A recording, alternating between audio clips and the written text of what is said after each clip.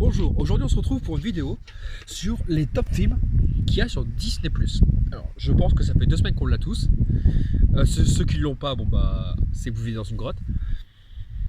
Ou alors c'est qu'il y a un membre de votre famille qui n'ont pas été assez sympas et qui vous ont pas donné le mot de passe.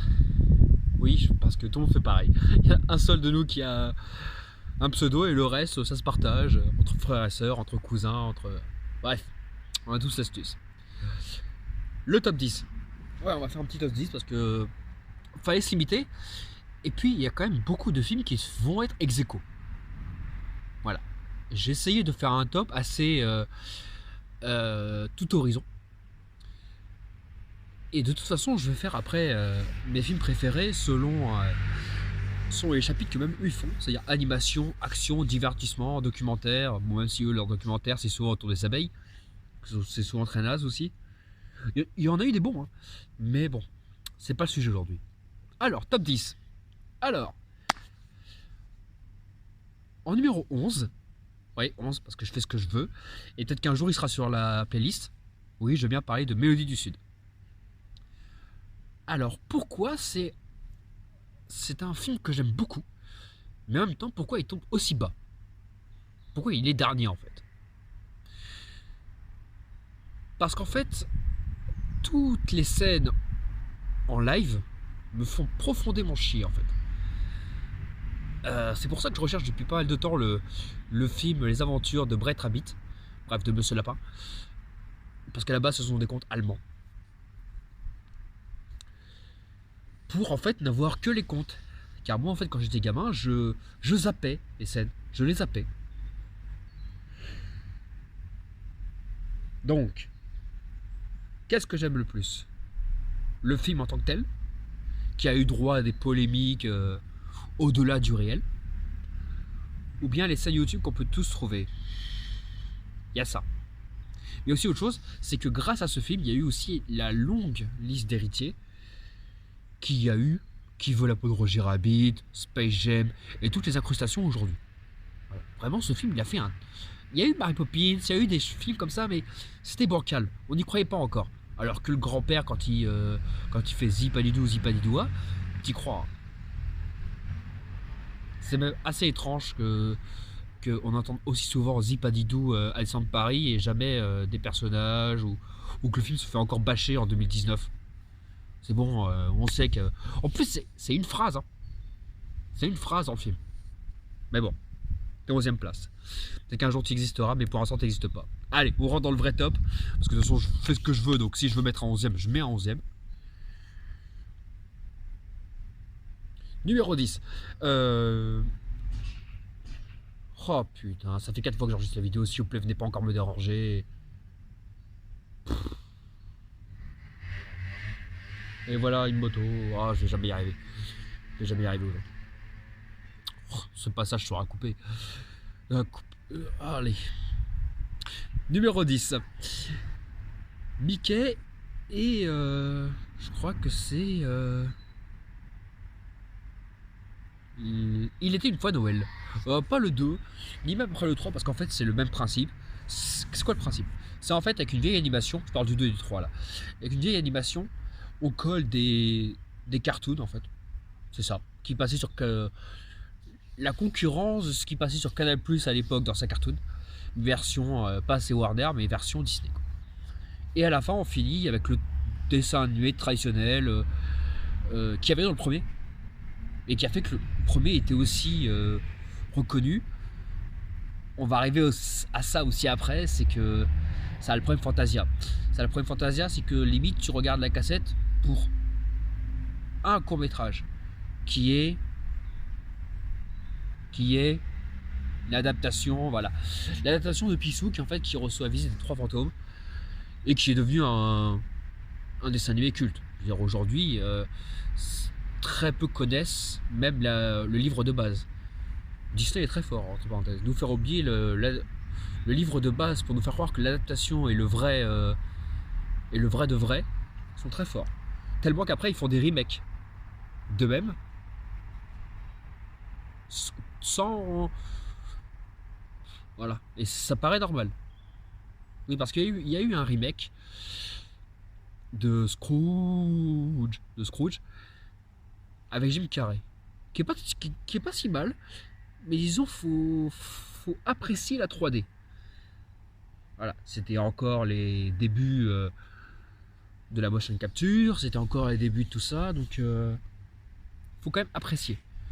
Et puis Jim Carrey fait plusieurs personnages, et c'est vrai que quand on sait comment joue Jim Carrey, on fait Jim Carrey, Jim Carrey, Jim Carrey, Jim Carrey, Jim Carrey, Jim Carrey, Jim Carrey, Jim Carrey.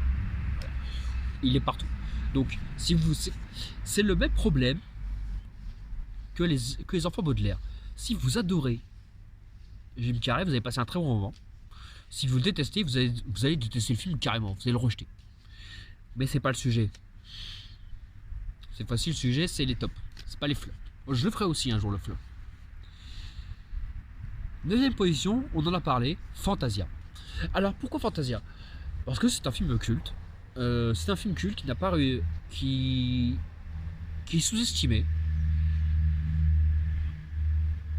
Car moi, je fais partie des gens qui le voyaient en boucle, surtout le passage Mickey. Oui, parce qu'il fallait bien parler de Mickey à un moment donné. C'est bon, je l'ai mis à la 10e et à la 9e place. Après le reste, t'inquiète pas, il n'y aura pas de Mickey après. Mais bon, il fallait quand même le mettre. Lui et ses potes, il fallait quand même les mettre au début. C'est comme eux les représentants de la boîte. Tellement qu'aujourd'hui, quand tu vas à Disneyland Paris, il n'y a même pas Donald. Là l'histoire. Il n'y a même plus Donald, mais il y a 2 fois Mickey. Incroyable. Il n'y a plus de Toy Story que... Ah, c'est un autre sujet, Ça va m'énerver, Donc, 9e place, Fantasia. Fantasia, pourquoi je le mets aussi bas? Mais pourquoi je le mets quand même? Car il est légendaire. Ça fait partie des cassettes que même si tu l'as, il y a des cassettes que même si tu l'as, tu vas la mettre au fond du placard et tu vas jamais la regarder. Fantasia, tu vas la regarder 4, 5, 6 fois, mais toujours au même endroit. Ça veut dire que c'est pas... Je rappelle du temps de la VHS, ça veut dire qu'il fallait rembobiner, mais nous les gosses, on avait appris que le timecode de chaque film. C'est-à-dire moi je savais qu'à ce timecode là, pardon, excuse-moi, à ce timecode là, t'avais pile poil l'entrée en scène de Mickey avec les balais. Je le savais. Voilà. Donc, après, naturellement, j'ai laissé la chance à la cassette. Parce qu'avant, oui, avant j'ai arrêté. Je regardais le moment culte. Entre parenthèses, Fantasia, peu de personnes le savent, mais c'est un peu comme Moonwalker. Je vous conseille la vidéo de Mister Moa, il explique bien plus en profondeur que moi. Mais Fantasia, à la base, ça devait être juste le court-métrage de Mickey, en fait. Mais comme ça a dépassé son budget, parce que oui, vous voyez Mickey, mais même à côté des autres animations, le reste c'est bien aussi, hein, j'ai pas dit que c'était mal, hein. Mais voilà, c'est incomparable. C'est comme du Nutella avec de la pâte à tartiner Carrefour, c'est incomparable. Voilà. Donc au début, je regardais que ce passage-là. Après j'ai donné la chance. Les dieux, la montagne, bon, je vais pas vous mentir qu'il y ait ces passages-là avec des dieux et une montagne qui devient enchantée, il fallait pas plus. Mais Fantasia 2000, je n'ai pas donné sa chance. Pourtant, dans la bande-annonce, il y a des bons passages et tout ça, mais c'est comme le début de Fantasia, je lui donne pas sa chance. Parce qu'il est très très très très long. Non mais les gens qui me disent que les 5 premières minutes du film ont été très chiantes et très longues, ils ont mis beaucoup de temps à rentrer dans un film à cause de 5 premières minutes, mais comment ils ont fait les gens devant Fantasia? Je te raconte, les gens ils ont payé leur billet de cinéma pour aller voir Mickey. Dire qu'ils ont emmené leur gosse et ils sont allés voir un film Mickey. Le gosse il n'en pouvait plus. Il apparaît à, je crois, attends, il apparaît à combien de temps? 30 minutes, je crois. Ou à la 25e minute du film. Bref, une éternité quoi. J'aurais bien aimé voir la tête des parents ce jour-là, en mode... Attends, il arrive quand Mickey là? Projectionniste? Ouais, projectionniste. Il arrive quand Mickey là? dans 10 minutes, mais le film il a commencé depuis 15. Ok. Et il reste combien de temps? 10 minutes. Oui, parce qu'après il disparaît. Hein. J'espère que tu as apprécié les 15 minutes, parce que si tu es venu pour ça, tu peux te faire rembourser ta VHS. Mais ça reste quand même un très bon dessin animé, mais il ne mérite pas de monter plus haut. Donc 9ème place, je pense que c'est normal.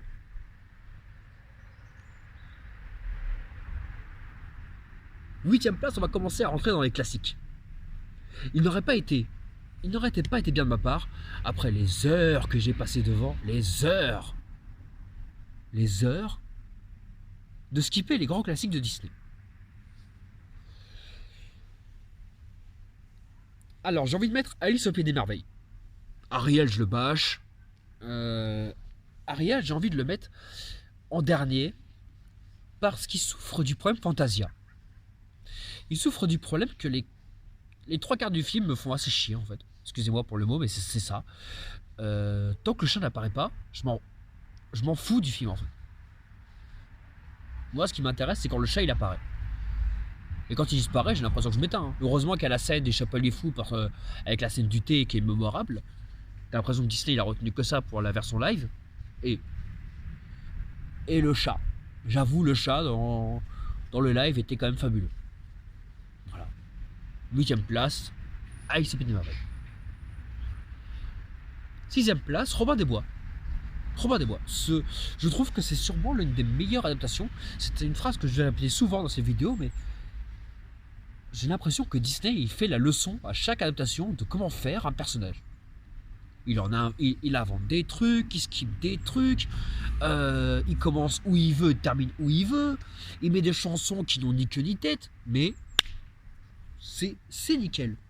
Parce que, excuse-moi, je l'ai vu le Robin des Bois de Ridley Scott. Pff. Déjà que pour Prometheus, il était foutu de notre gueule. Ah, je suis énervé quand ce film-là, je suis énervé. Voilà. 7ème place. 7ème place, Robin des Bois. 7ème place. 6ème place, on va remettre quand même des films live dans tout ça. Rasta Rocket. Alors là, on commence à monter dans le très haut. Parce que Rasta Rocket, c'est un peu comme Crazy Kung Fu. Il y a une jaquette qui pue la merde. Un descriptif pareil. Je serais pas allé le voir au cinéma. Et même sur les sites comme Zone Téléchargement, je n'irais pas de mon propre chef à me dire viens on regarde Rasta Rocket. Non. Et c'est le bon côté de cette plateforme, c'est d'aller voir des choses que on se dit d'une certaine manière c'est gratuit. Parce que oui, hein, 60 € par an, c'est gratuit. Je pars du principe que c'est gratuit. Quand un jeu de vidéo aujourd'hui ça coûte 60 €, Disney Plus c'est gratuit. Voilà, sale gosses qui ont tout aujourd'hui. Sale gosse, je vous déteste. Donc Rasta Rocket c'est quoi? Rasta Rocket en fait c'est des Américains qui vont représenter leur pays à l'épreuve de bobsleigh pendant les Jeux Olympiques. Alors dit comme ça, on se dit mais qu'est-ce que je vais regarder? C'est comme Crazy Kung Fu, qu'est-ce que je vais regarder? Et là vous le lancez, les 5 premières minutes passent, et vous comprenez déjà que vous êtes en train de voir un chef-d'œuvre. Oui, le mot est lâché. Parce que Disney, en termes de équipe triée comme des connards, qui sont un peu des outsiders et qui deviennent les champions à la fin, je spoil un peu le film, mais il y a eu les petits champions, il y en a eu plein. Disney, ils nous ont fait des équipes de jeunes qui se mettent dans un sport, sans oublier Bud, ce chien qui était affreux. Ils en ont fait plein. Mais celui-là est quand même très bien et très émouvant. Et même la fin, quand il porte le... Spoiler, désolé. En même temps, ce film, il date des années 90. Si je l'avais pas vu, je peux plus n'importe quoi. Ah, mais à un moment donné, on parle des films qui datent. Voilà. T'attends pas que... Voilà, il n'y aura pas la belle et le clochard dans mon top. Tu t'en rends bien compte. Ce film-là, mais je peux même pas le voir. C'est pourquoi ça fait du bruit, ça. Mais voilà, 6ème de notre top, je pense que Rasta Rocket, il a sa place. 5ème du top. Alors pareil, on reste sur un film live. que j'avais vu il y a très très longtemps. Pareil, en petit bout. Même l'anecdote, c'est que la première fois que j'ai essayé de le commander dans un vidéo futur, il n'y avait pas la bonne cassette à l'intérieur. Comme un con. Il n'y avait pas la bonne cassette à l'intérieur. Donc moi je regarde un film. Et j'ai mis du temps à capter. Hein. Là, je vais quoi? Je vais avoir 6-7 ans, mais je. Et puis un film rien à voir. Hein. Et ennuyeux. Ennuyeux. Au moins il aurait été bien. Bon. Voilà. Je sais pas, en plus même pas de titre pour t'indiquer. Bref, un délire. Ou alors, je sais pas, j'ai pas vu le titre. Encore aujourd'hui, je pourrais pas te dire ce que j'ai vu. Donc je regarde un truc, ennuyeux au possible. J'ai éteint, j'ai rendu. Et moi, dans ma tête, j'ai pensé avoir vu ce film. Donc après, il repasse un jour sur RTL9, ouais, la chaîne des vieux films en fait. La chaîne qui est comme Canal+, les répète pendant un mois aussi. Mais bizarrement, t'arrives jamais à la revoir. C'est la différence avec Canal+. Alors... Et ce film, c'est Jack. Jack avec Robin Williams, qui je pense que c'est certainement un de ses meilleurs films. Avec Le Cercle des Poètes Disparus. C'est sûrement un de ses meilleurs films. Sous Disney. Parce que, attends, sous Disney, Robin Williams, il en a fait les mauvais films. Hein, ok, des films prime abord qui peuvent être bons. Mais après, qui s'écroulent comme Flubber. Ça, j'ai pas compris, ce mot-là. Un potentiel qui tombe dans des conneries de films que t'as déjà vu partout, de vilains qui fait contrôler le monde. Allez, casse-toi. Mais voilà. 4ème position. Parce que oui, là je pense qu'on va finir vraiment sur du classique. Vraiment, le top 3, c'est vraiment que des classiques. Que des classiques Disney qu'on a vus et revus. Mais je pense que ça n'aurait pas été honnête de ma part de mettre autre chose. Mais pour la 4ème place, je pense que je vais mettre un documentaire. Ce sera même le seul. Les Imagineers. Alors, les Imagineers, c'est quoi? C'est un documentaire. Oui, parce que je pars du principe que Gravity Falls et tout ce qui est de la Fox, désolé, c'est pas Disney. Voilà. Peut-être sur Disney+, mais tu n'es pas Disney. Peut-être que j'ai fait une erreur dans le top, que j'ai mis un produit qui a été racheté sans le vouloir. Mais moi, je voulais vraiment rester Disney.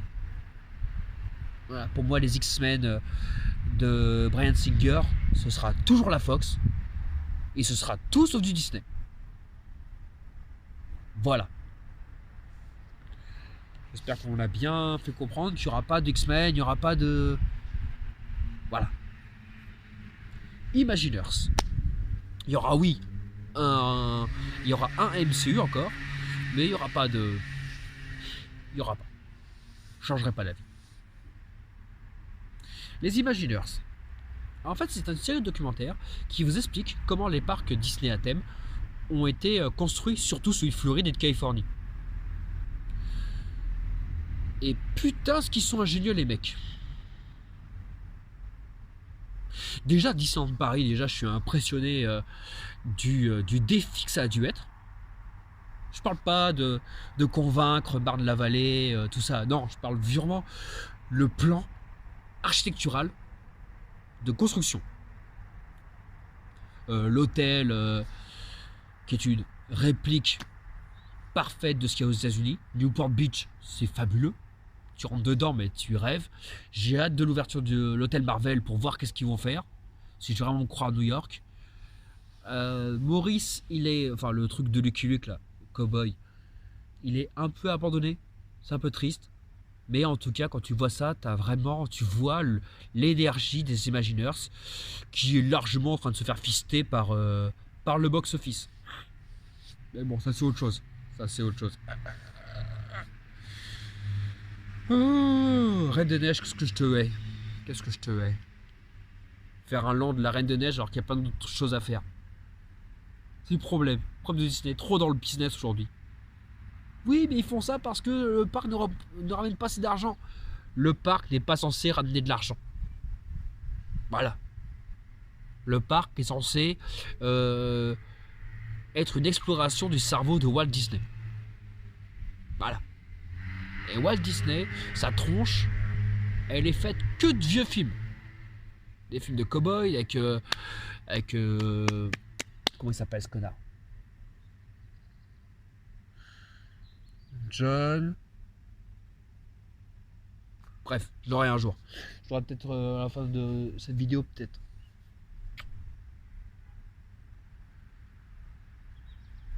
C'est pas pour rien si quand vous allez à Fantasyland, c'est peut-être le land. C'est pour ça que j'ai le moins de sympathie envers ce land. C'est parce que c'est celui où il y a le plus d'inspiration de grands classiques et de dessins animés. C'est pour ça que c'est le coin des enfants. On va pas se mentir.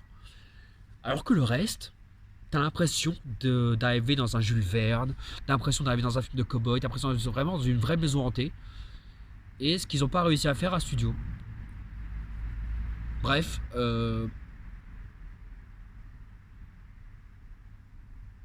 aucun imaginaire aujourd'hui ne peut faire le travail que faisait Walt Disney parce que il n'y a plus Walt Disney, qu'aujourd'hui l'argent est plus important que tout. Voilà. Et c'est pour ça que j'ai failli pas reprendre mon pas cette année. Voilà. Mais c'est quand même une très bonne série de documentaires que je vous conseille et qui mérite la 4ème place. 3ème place. Iron Man du MCU. Déjà parce que c'est mon film, c'est quasiment un de mes films préférés du MCU. C'est même avec Infinity War, c'est l'un de mes premiers films. C'est mon film préféré du MCU. Je peux le voir en boucle. Depuis 2000. Il est sorti en temps quoi? Non, attends, il est sorti après Begins. Sorti en 2008, je crois, avec Dark Knight. Entre Begins et Dark Knight. Ouais, voilà, un peu avant Dark Knight, il est sorti. Mais la claque qu'on a tous pris avec Iron Man, un super-héros de 3ème zone qui est devenu Superman, et Superman qui est devenu Has-Been. Mais qu'est-ce qui s'est passé? Mais bon, ça, j'en ai déjà parlé de ça.